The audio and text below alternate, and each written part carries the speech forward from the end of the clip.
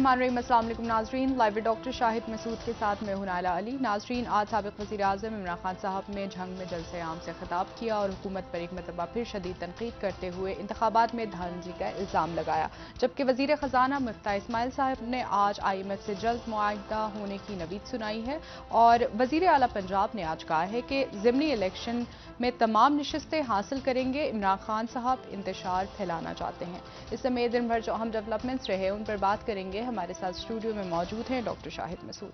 अस्सलाम वालेकुम डॉक्टर साहब। वालेकुम। सर, पंजाब के ज़िमनी इंतखाबात, इंतखाबी मुहिम इस वक्त ज़ोरों शोर से जारी है दोनों जमातों की जानिब से, PTI और नून लीग। क्या देख रहे हैं? 2 दिन रहते हैं इंतखाबी मुहिम को, उसके बाद 17 तारीख को इंतखाबात होंगे। सियासी मंजरनामा पंजाब में उसके बाद क्या बनने जा रहा है? 14 और 15 यानी आज के बाद 2 रोज़ और सर, जिसमें जलसे होंगे और फिर 15 की शाम को जो सियासी जलसों पे, तकारीर पे और इंतखाबी जो मुहिम चल रही है उस पर पाबंदी आयद हो जाएगी। तो ये 2 दिन हैं अब। बिल्कुल सर। और यानी कल का और आज मरीम नवाज साहब गालिबन एक और जलसे से खिताब करेंगी और उसके बाद फिर कल का दिन और फिर परसों का दिन। और इसी दौरान जो है वो इमरान खान साहब ने जो तकरीर की उसमें ज़ाहिर है कि उन्होंने चीफ इलेक्शन कमिश्नर जो है उनके बारे में कहा कि वो मुलाकातें करते हैं। जी। अब चीफ इलेक्शन कमिश्नर जो हैं वो देखें इलेक्शन कमीशन किस तरह से क्या करता है उस दिन। और साथ ही काफ़ी जारहाना उनकी इमरान खान की स्पीच रायमा चूँकि उनको ये बता रही है और जो जिस तादाद में लोग आ रहे हैं जलसों में कि अगर तो इतनी तादाद में लोग, और इसलिए इमरान खान साहब जो हैं वो जिम्मेदारी भी लगा रहे हैं लोगों की, आपने लोगों को लेकर निकलना है उस दिन। लोगों को निकालना एक मसला होता है कि वो निकल के जाएं और पोलिंग बूथ में जाके वोट डालें। और दूसरी बात यह है कि मुख्तलिफ रहनुमाओं की मुख्तलिफ जगहों पर जिम्मेदारियाँ लगी। शाह महमूद कुरैशी साहब जनूबी पंजाब के अंदर हैं, कहीं किसी जगह कासिम सूरी साहब कर रहे हैं, कहीं पे फवाद चौधरी साहब। कल जो मैंने बात की थी कि सारे लोग नज़र नहीं आ रहे, तो मुख्तलिफ जगहों पर मुख्तलिफ कैंपेन को आगे बढ़ा रहे हैं। इसी तरह से मुस्लिम लीग नवाज़ जो है, मुस्लिम लीग नवाज़ कॉन्फिडेंट बैठी बिल्कुल कि जी हम सीटें जीतने जा रहे हैं। लेकिन ये बात जो है ये जहन में रहे कि मैं जो बात कह रहा हूँ कल मैंने कही थी, मैं दोबारा कह रहा हूँ कि तहरीक इंसाफ इमरान खान साहब का जो कैंडिडेट हैं वज़ीर आला पंजाब के, वो तहरीक इंसाफ के नहीं हैं, वो जी। मुस्लिम लीग कायद आज़म के चौधरी परवेज़ इलाही परवेज़ साहब इलाही हैं, साहब। जिनके बारे में आज ये कहा उन्होंने कि जो भी फैसला होगा हमारी मुस्तकबिल की सियासत का वो चौधरी शुजात साहब करेंगे और ख़ानदान के अंदर किसी भी किस्म की दूरियां जो हैं वो डालने की इजाज़त नहीं दी जाएगी। और मुनस इलाही साहब भी वही बात सुनेंगे जो कि चौधरी शुजात साहब फैसला करेंगे। अब चौधरी शुजात साहब क्या फैसला करेंगे ये देखना है, क्योंकि चौधरी शुजात साहब के जो साहबजादे हैं शाफे साहब और चौधरी सालिक साहब, तो वो तो वफाकी वज़ीर हैं, शाफे नहीं, और इधर जो है ये इस तरफ हैं। तो ये आपको नज़र भी कम आ रहे हैं, नज़र नहीं आ रही। हल देखिए मुस्लिम लीग नून के सामने मुस्लिम लीग काफ के उम्मीदवार खड़े हैं और ये एक यानी वहाँ पर वज़ीर आला जो हैं वो तहरीक इंसाफ के नहीं होंगे। मैं बार बार ये बात कह रहा हूँ, बल्कि तहरीक इंसाफ की एक इत्तेहादी जमात, जैसे इत्तेहादी जमात MQM थी, जैसे इत्तेहादी जमात जो है वो बाकी पार्टियां थीं, तो उसी तरह से काफ लीग 2 हिस्सों में तकसीम हुई और एक हिस्सा जो है वो उसके उम्मीदवार जो हैं वो परवेज़ इलाही साहब हैं। तो दूसरा जो प्लान इसको प्लान A कहा जा सकता है और प्लान B भी कहा जा सकता है। यानी प्लान A और प्लान B जो है मुस्लिम लीग नवाज का वो ये है, मैं तो समझता हूँ कि शायद प्लान A यही है कि परवेज़ इलाही साहब ही जीत जाए और उसके बाद सबसे पहला फ़ोन जो है उनको मुबारकबाद का जरदारी साहब का जाए, उसके बाद फजल रहमान साहब उनके घर पहुंच जाएं शुजात साहब के, और उसके बाद जो है वो शहबाज शरीफ साहब कॉल करें। और इससे वो गए थे ना पहले, तो उनको कैंडिडेट बना दिया था PDM ने अपना। सर बिल्कुल पेशकश की तो थी। वो उनकी अपनी सियासत है, मुस्लिम लीग काफ की अपनी सियासत है, PTI की अपनी सियासत है। तो देखना यह है कि अब ये कुछ अजीब सी सूरत हाल है इस वक्त पंजाब की सूरत हाल की। इमरान खान साहब जो हैं वो उन्होंने इतना ज़्यादा हालिया कुछ अरसे में उन्होंने अपने आसपास मौजूद लोगों से धोखा खाया है, या उनकी वो कहते हैं कि जी हमारी तो अपनी पॉलिसीज़ हैं। ये तो PTI में नहीं, ये तो इत्तेहादी हैं उनके, मैंने आपसे बात पहले भी की, और ये इत्तेहादी भी वो जो कि टूट गए, लेकिन तारिक चीमा साहब तो चले गए वहाँ से। तो उसमें अब इशू ये है कि ये एक बड़ा वो कैच-22 है कि इमरान खान साहब कैसे, क्या परवेज़ इलाही साहब, मिसाल के तौर पर परवेज़ इलाही साहब वज़ीर आला बन गए, तो क्या परवेज़ इलाही साहब ये चाहेंगे कि वो असेंबलियाँ टूट जाएँ फ़ौरन, ये चाहेंगे कि वज़ीर आला रहें वो 1.5 साल तक आराम से पंजाब के अंदर? देखिए ना, तो इशू ये है कि, और वो एक वर्किंग रिलेशनशिप बनाए अपनी शहबाज शरीफ साहब से, और वो 1.5 साल तक वज़ीर आला रहें। वो क्यों एक तहरीक चलाएंगे बहुत बड़ी पंजाब में और ये सारा? तो वो अगर हमजा जीत गए तो क्या परवेज़ इलाही साहब या मुस्लिम लीग काफ जो है, या जो उनसे राब्ते में है पीटीआई के लोग इस वक्त भी, क्या वो इमरान खान साहब की उस तहरीक को सपोर्ट करेंगे? तो ये एक बड़ा जो है एक सवालिया निशान है कि मुस्लिम लीग काफ क्या फैसला करती है। मैंने बाद में आपसे, मैं दोबारा कह रहा हूँ कि मुस्लिम लीग काफ क्या फैसला करती है कि इमरान खान साहब जो है वो अपने जलसों में परवेज़ इलाही साहब का नाम नहीं ले रहे। वो अभी भी यही कह रहे हैं कि देखें पंजाब में उस्मान बुज़दार जब थे तो कितना अच्छा था, तो वो परवेज़ इलाही साहब का नाम नहीं ले रहे कि उनको आपने वज़ीर आला बनवाना है। वो हमजा शहबाज पे ज़रूर तनकीद कर रहे हैं। तो ये अब देखना है कि ये एक बड़ा एक ऐसा बहुत से लोगों से मेरी बात हुई हुकूमत में भी और पीटीआई के लोग भी, तो वो भी इस बात के ऊपर अभी तक, कल जो मैंने नुक्ता उठाया था उसके ऊपर वो सोच विचार में मसरूफ़ हैं कि वाकई परवेज़ इलाही साहब की हिकमत अमली क्या होती है, ये देखना है। और इसमें जो है वो आने वाले दिनों में अच्छा, उधर जो है मुस्लिम लीग नवाज़ वो भी इस सूरत हाल पर खुश नज़र नहीं आ रही। उसकी वजह ये कि वो आईएमएफ का मुआहदा जब हो गया तो फिर जब आएगा सामने तो आ जाएगा। आज रोज़ हम सुन रहे हैं कि आता है, तो आज आ जाएगा तो कल उस पर बात करेंगे। और तेल की कीमतों का क्या बना, वो भी शायद अभी ऐलान कर 15 चुके हैं ऐलान वज़ीर फैसला आज़म। हो गया, ऐलान करना है, कितना करना फैसला है, हुआ क्या जी। करना है, कब होगा, कैसे होगा, तो वो भी एक इशू है बहुत बड़ा। इस्लामाबाद हाई कोर्ट ने आज एक तारीखी फैसला दिया है, जी। और उन्होंने तारीखी फैसला ये दिया है कि जो अफवाज पाकिस्तान के हवाले से उन्होंने फैसला दिया, हम यहाँ पे डॉन को भी कोट कर सकते हैं और एक्सप्रेस ट्रिब्यून ने भी खबर अभी लगाई है, और वो ये कह रहे हैं कि जी army has no power jurisdiction to engage in business ventures. ठीक है, जो कि ये 108 सफ़ात पे मुश्तमिल फैसला है। नेवी गोल्फ कोर्स को उन्होंने गैर कानूनी करार दिया है, और ये उन्होंने कहा है कि जो मरगला हिल्स पार्क और सारा, उन्होंने कहा कि जी जो वो तो जो वेलफेयर के हवाले से जो प्रोजेक्ट्स हैं जहाँ वेलफेयर, वो तो ठीक है, कमर्शियल के ऊपर जो है वो जुरिस्डिक्शन नहीं है। तो इस्लामाबाद हाई कोर्ट का बहुत ये अहम फैसला सामने आया।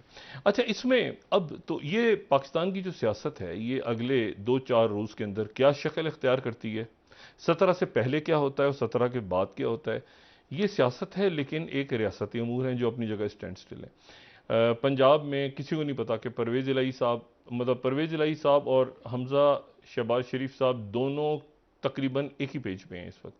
यानी कहीं आपको परवेज़ इलाही साहब का कोई बयान नहीं आया सामने कि जिसमें उन्होंने कहा कि तबादले हो रहे हैं, धांधली की तैयारी हो रही है, ये सब कुछ हो रहा है। एक ज़रा थोड़ा सा खामोशी इख्तियार की परवेज़ इलाही साहब, नोट करें, हालांकि उनका इलेक्शन, उन्होंने वज़ीर आला बनना है, ये कंपेनिंग उनके लिए हो रही है, लेकिन परवेज़ इलाही साहब ने ज़रा खामोशी इख्तियार की।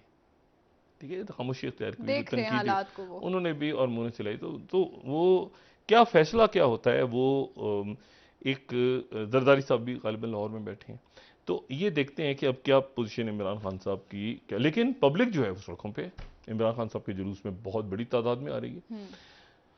और उधर जो है वो जो राना सनाउल्लाह साहब बात कर रहे हैं, और मुस्लिम लीग नून की जो क़यादत तो हमें जलसों में नज़र नहीं आ रही, बहुत सारी क़यादत जो मैंने पहले भी बात की थी, वो इस बात पे परेशान है कि नवाज शरीफ क्यों नहीं वापस आ रहे, और इसहाक डार क्यों नहीं वापस आ रहे, और शेख रशीद साहब को भी गालिबन कोई नोटिस वगैरह जारी हो गई है, और जी। उधर से वो एफआई की फ़रा जानिब साहिबा से जो हैं उनको, जिनको तलब किया जी गया है नैब जिनको में। फ़रा खान या फ़रा गोगी कहते हैं, जो भी उनका नाम है, बहरहाल उनको भी तलब कर लिया। बहुत से और उनके जो जान पहचान के लोग हैं उनको भी तलब कर लिया नैब ने। तो ये मामला जो है ये अगले 2-4 रोज़ में ज़रा क्लैरिटी आएगी कि ये कहाँ, मैंने कहा ना, कहाँ जारी है मुल्क की सियासत, क्योंकि उसमें ट्रिकी चीज़ जो है वो ये है कि इमरान खान साहब की इत्तेहादी जमात के पास पंजाब है।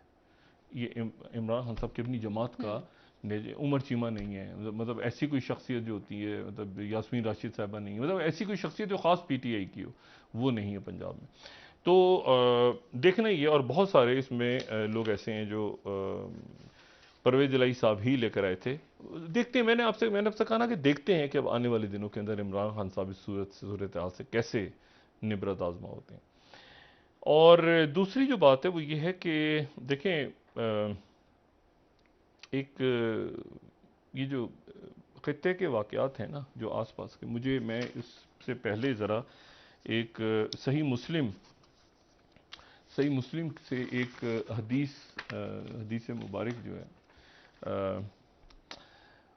हज़रत मजू बिन जारी अंसारी रज़ी अल्लाह ताला अन्हु से रवायत है कि रसूल अल्लाह सल्लल्लाहु अलैहि वसल्लम ने फरमाया आखिर ज़मां के हवाले से कि ईसा इब्न मरियम अलैहिस्सलाम जो हैं वो दज्जाल को शहर लुध के दरवाजे पर कत्ल करेंगे। सही मुस्लिम। अच्छा, अब ये शहर लुध यानी LUD, लुध, लुध का सही मुस्लिम में भी नाम है, इंजील में भी नाम है लुध का, और लुध नाम का शहर जो है ये मौजूद है तल अवीव से जो है ये कोई 15 किलोमीटर जनूब मशरिक, मैप की तरफ देखें तो जनूब मशरिक, और यहाँ पे कोई 1 लाख के करीब आबादी है इस शहर की।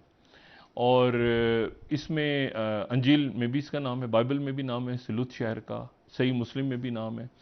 और ये जो है ये और जो यहूदी हैं उनके नज़दीक भी यहाँ पर जो है वो मुसलमानों और यानी वो उनके नज़दीक, हम बात पहले कर चुके हैं कि उनके नज़दीक कौन दज्जाल है और मुसलमानों के नज़दीक कौन, लेकिन वो बहरहाल जो यहाँ पर खून खराबा होगा आखिर ज़मां में, और सही मुस्लिम के मुताबिक यहाँ पे दज्जाल का कत्ल होगा।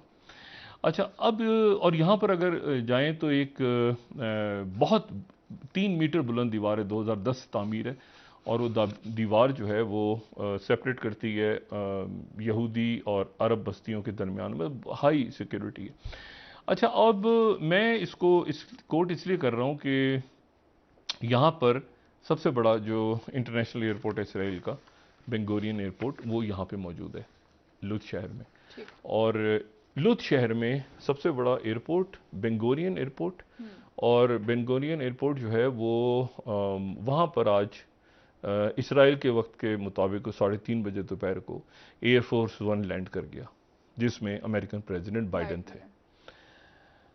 और उनका इस्तकबाल जो है वो केयर टेकर प्राइम मिनिस्टर जो हैं वहाँ के, जापिद, वो भी थे, इसराइल के प्रेसिडेंट भी थे, और उन्होंने हैंड शेक नहीं किया, वो टच किया, फिस्ट ऐसे टचिंग होती है ना कोविड की वजह से।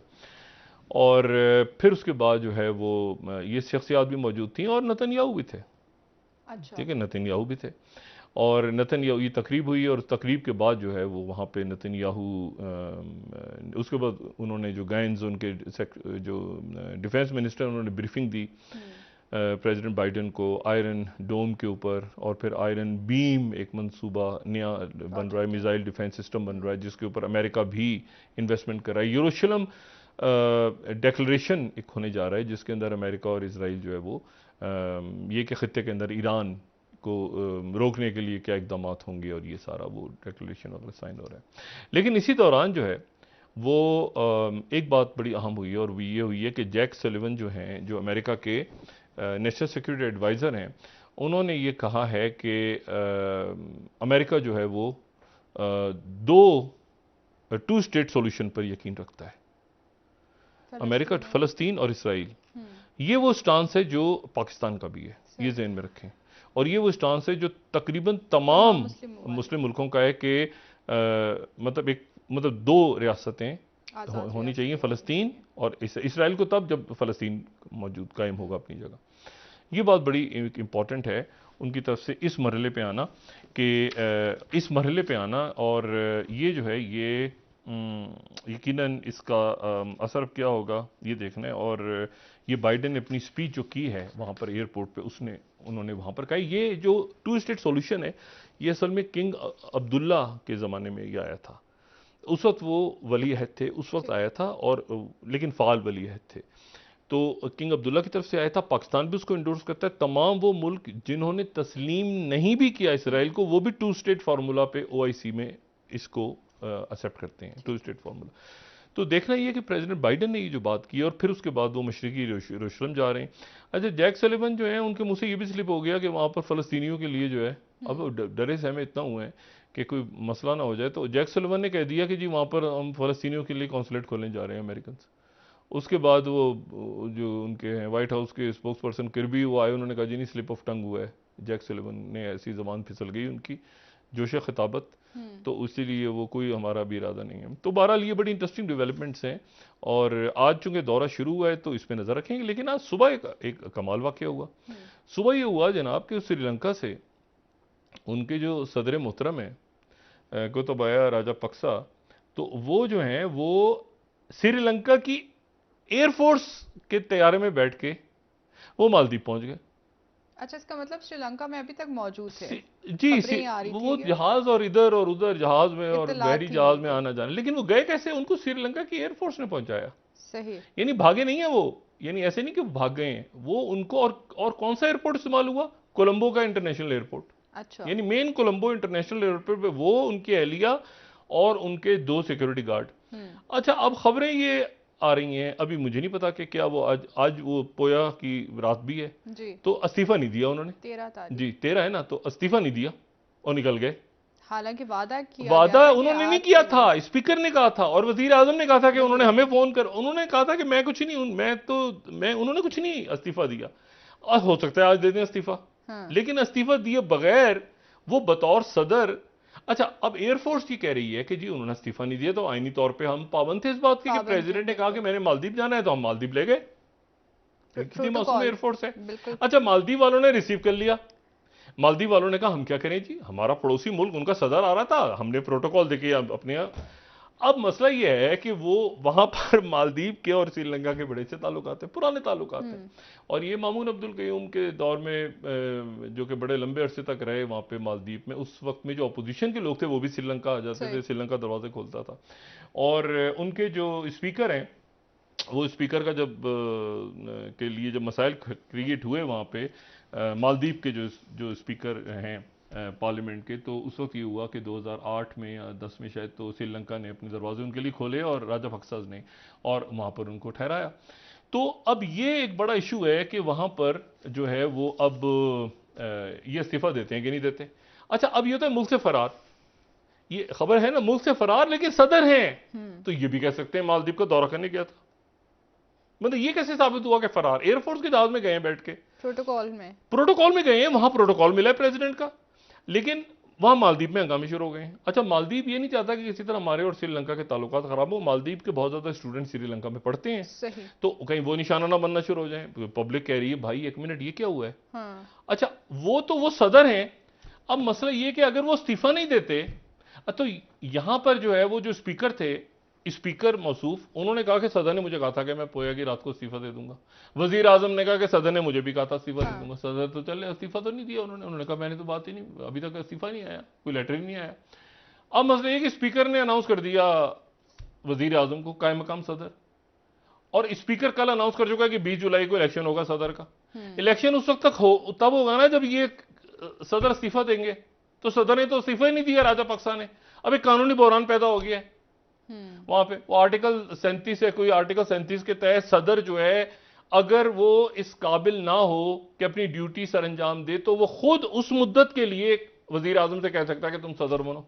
ये स्पीकर के इख्तियार में, स्पीकर तो बिल्कुल ही नहीं दरमियान में ना, स्पीकर तो कर ही नहीं सकता। और तो यानी वजीर आजम ने कहा था मैं भी इस्तीफा दूंगा। अब वजीर आजम को उन्होंने अबूरी सदर बन गया वजीर आजम, तो वो तो पहले वजीर, उसका तो घर जला दिया था लोगों ने। तो लोगों ने कहा भाईजान तुम, तो उसके फिर हमले हो गए कि तुमने क्यों झूठ बोला, तुमने भगाया राजापक्सा को। उन्होंने कहा मैंने तो नहीं भगाया। उन्होंने कहा तुमने वो फिर उनके घर पे हमले। उन्होंने 3-4 रुकनी वो उसमें सेक्रेटरी डिफेंस और अफवाज के सरबराह कमेटी बना दी है।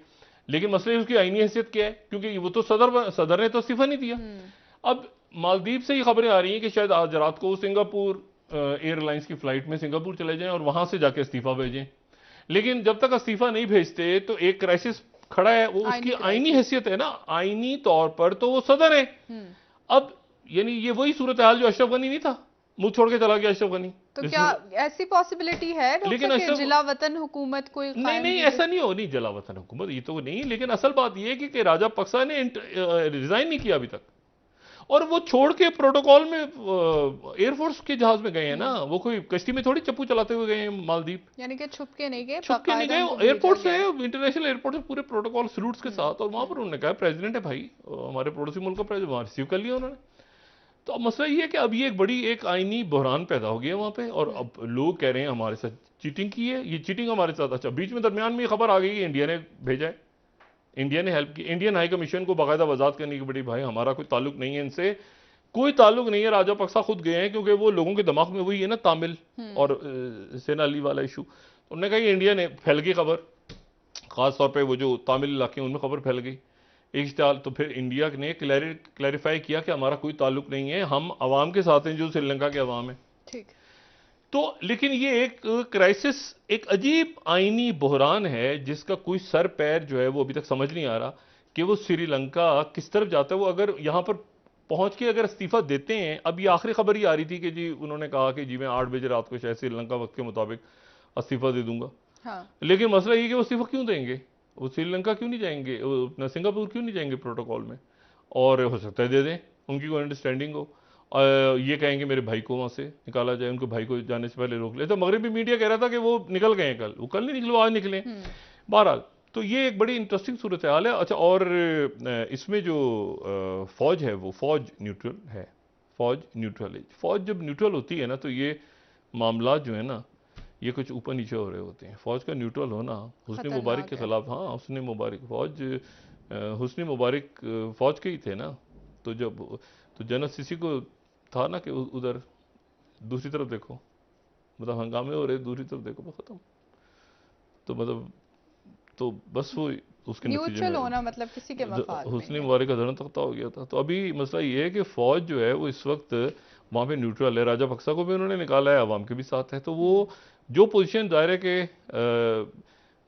इस्टेब्लिशमेंट या फौज देख रही है ना सारे मामला को, स्ट्रेटेजिक मामला है ना, हम्बतोता पोर्ट है, चाइना, इंडो पैसिफिक, पब्लिक तो ऑयल, कीमतें, महंगाई, बुनियादी सड़कों पे जरूरियात बुनियादी की चीजें। शॉर्टेजेस, पावर शॉर्टेजेस, क्या हुआ, कर्जा क्या, आम आदमी तो उसमें खज्जल ख्वार है।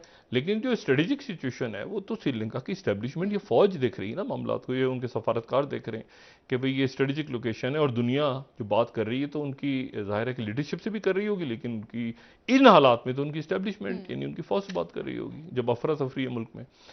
तो देखना है कि ये मामला कहाँ जाके ख़त्म होता है। ये बात मैंने पहले भी की थी कि इसको चाइना अमेरिका के ऊपर ब्लेम कर रहा है, और रशिया भी अमेरिका के ऊपर ब्लेम कर रहा है कि उन्होंने यहाँ पे कलर रेवोल्यूशन, एक ऐसी सूरत हाल क्रिएट की आईएमएफ के जरिए चंद सालों में, जिसके नतीजे में ये हो गया। अच्छा, परफेक्ट स्टॉर्म्स को कहते हैं। अच्छा, लेकिन अब देखना ये है कि वो श्रीलंका में क्या होते हैं, क्या सूरत हाल होती है। अच्छा, वो बाइडन आज पहुंच गए वहां पे, और बाइडन जो है वो इसराइल में, और कल वो उनका दौरा होगा, यानी कल और परसों 2 दिन, ये जो है ये 4 रोज़ा दौरा है ना टोटल। तो 1 दिन सऊदी अरेबिया और 2 दिन यहाँ पे। ठीक। और इस दौरान महमूदाबाद से बात करेंगे। और लेकिन ये जो बयान है ये बड़ा इंपॉर्टेंट है कि अमेरिका जो है वो 2 स्टेट सोल्यूशन पे जोर देता है।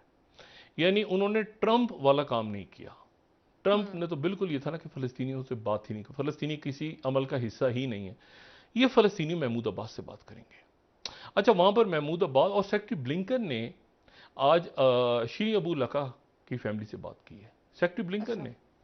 ये बड़ी इंपॉर्टेंट बात है कि उन्होंने ये बात उनसे की है। और ये अब देखना है कि जब ये वो जाते हैं वहाँ पे तो महमूद अब्बास उनके सामने क्या मुतालबात रखते हैं। एक तो माली इमदाद करेंगे, ज़ाहिर है अनाउंस करेंगे वाले, लेकिन और फ़लस्तीनियों को क्या वहाँ पर ये वो बात करते हैं कि मैं 2 स्टेट सोल्यूशन, क्योंकि इन्होंने बेंगोरी एयरपोर्ट पे बात कर दी। तो ये बात जो है वो ज़ाहिर है कि कुछ लोगों को नागवार तो गुजरी है इसराइल में, क्योंकि नेतन्याहू ने तो वहाँ पर कहा, नेतन्याहू ने तो अपने उसमें स्पीच में ही बात कही, जो थोड़ा सा उनको मौका मिला कि एक ही हल है ईरान का, और ये कि फौजी अटैक किया जाए ईरान के ऊपर, और कोई मुज़ाकरात वगैरह ईरान के साथ पॉसिबल नहीं है। और ये बात तब हुई है जब 2-3 इवेंट्स देखें बड़े इंपॉर्टेंट हो रहे हैं, इससे बहुत इंपॉर्टेंट।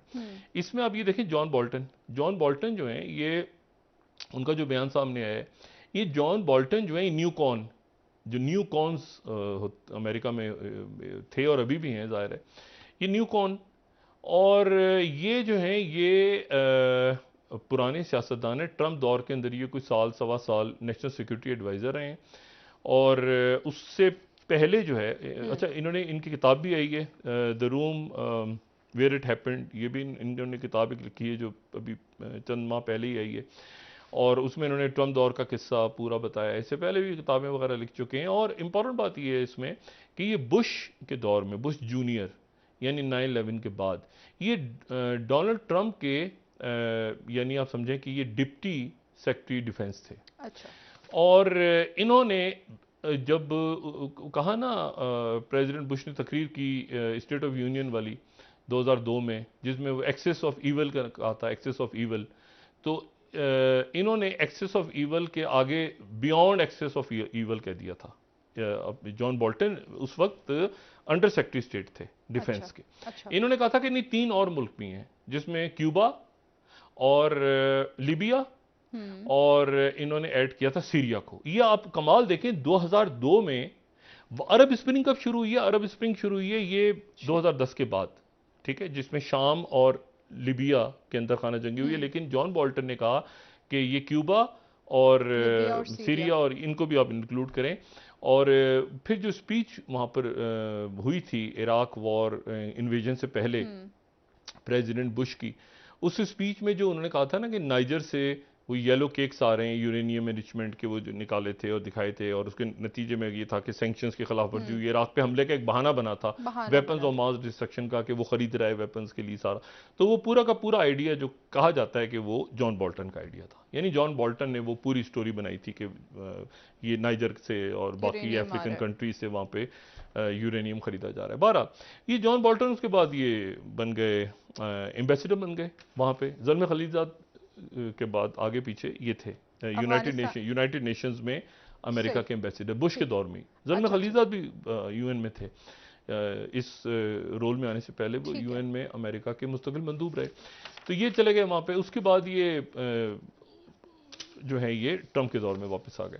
लेकिन असल जो बात है वो ये है कि उन्होंने ये कहा है कि अमेरिका जो है वो प्लान करता रहा है कई मुल्कों में कूडेटा, यानी बगावतें, यानी वहाँ पे मुंतखब हुकूमतों के। ये गार्डियन को कोट कर देते हैं हम, जो 5th स्लाइड है, John Bolton says he help plan coup d'etats in other countries.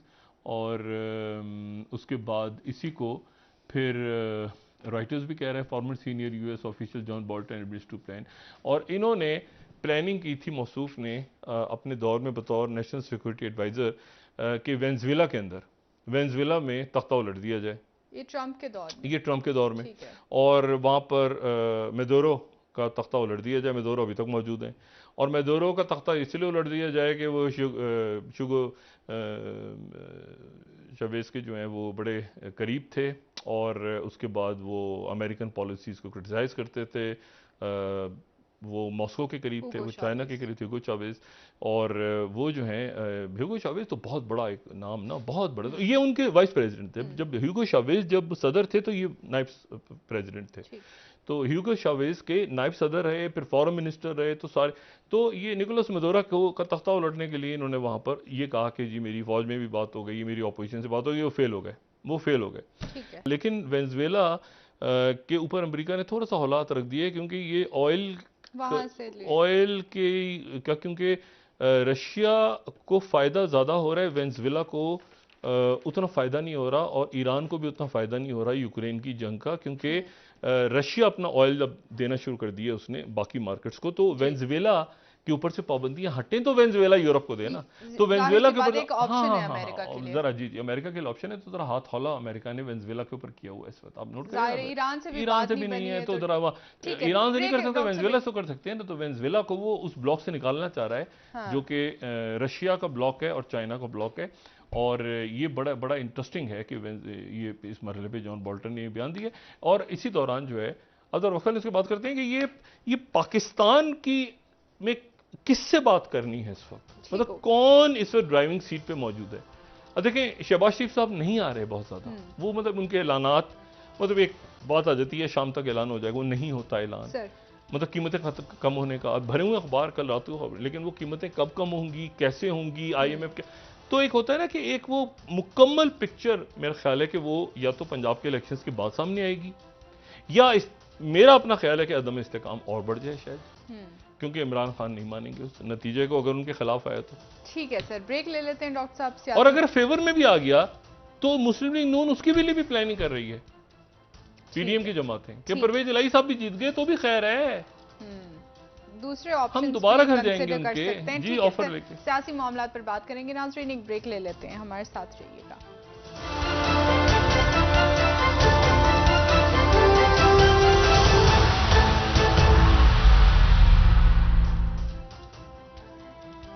Welcome back नाज़रीन। जी डॉक्टर साहब, मरियम नवाज साहिबा ने लिया में जलसे आम से खिताब करते हुए एक दफा फिर इमरान खान, 2 दिन रह गए ना, वही मैंने कहा कि कल का यानी आज का बस ये खत्म हुआ दिन, और उसके बाद कल और परसों शाम को इख्तिताम होगा।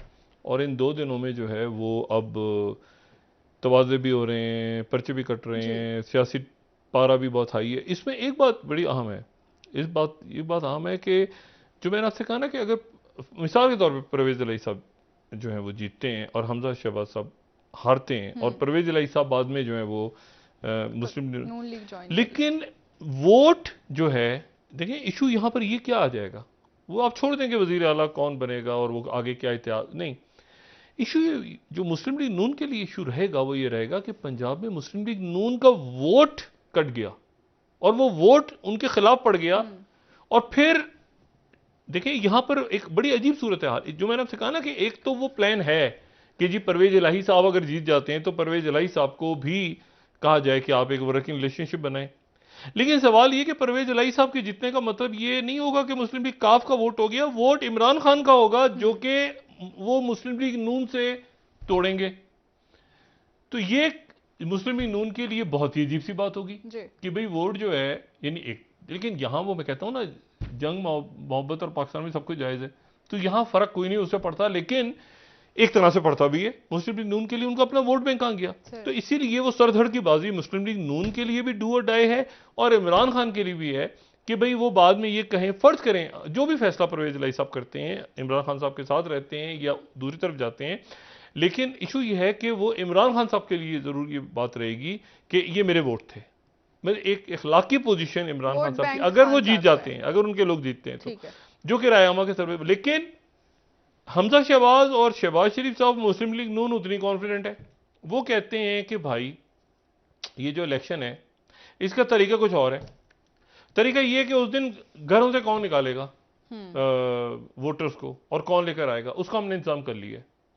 जो वोटर्स को निकाल के, जिस इमरान कह रहे हैं ना, इमरान खान बार बार के मैंने जिम्मेदारी लगाई है लोगों की कि घरों में जाओ लेकर आओ, इसके लिए बहुत ज़्यादा रिसोर्सेज चाहिए, बहुत ज़्यादा रिसोर्सेज चाहिए कि लोग गाड़ियाँ घरों से उठाएं, पिक करें, ड्रॉप करें वापस। बहुत से लोगों को मतलब कहते हैं कि क्या जाना, मतलब एक वर्क मतलब क्या जाएं वोट डालने के लिए। तो ये एक बड़ा इंपॉर्टेंट बात है कि वो किस तरह मोबिलाइजेशन होती है।